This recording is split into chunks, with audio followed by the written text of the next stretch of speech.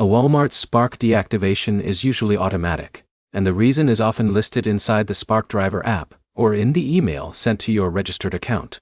Checking that message first can save you from submitting the wrong appeal. By the end of this video, you'll know the most common reasons Spark drivers get deactivated, how to verify what happened, and what you can do if you think the decision was a mistake. If your Spark account was just deactivated, open the Spark Driver app and check for any notification explaining the status change.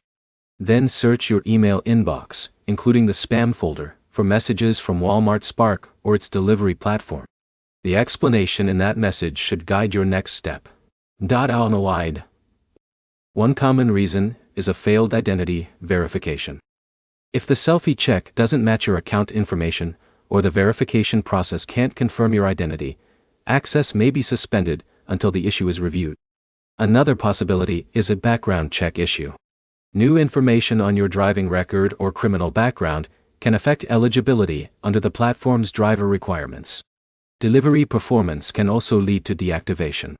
Repeated order cancellations, excessive late deliveries, consistently poor customer ratings, or failing to complete accepted trips may trigger a review of your account.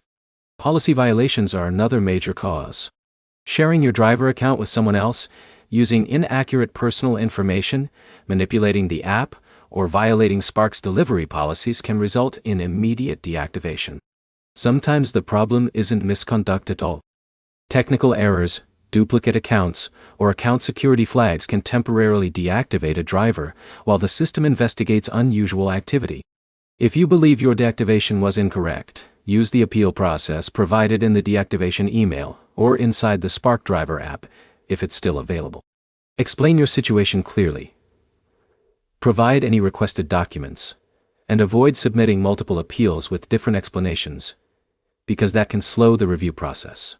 While waiting, monitor the email connected to your Spark account.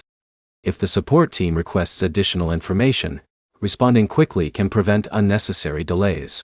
If your deactivation resulted from expired documents, such as your driver's license, insurance, or vehicle information, update those records as soon as the platform allows and follow any instructions provided by support.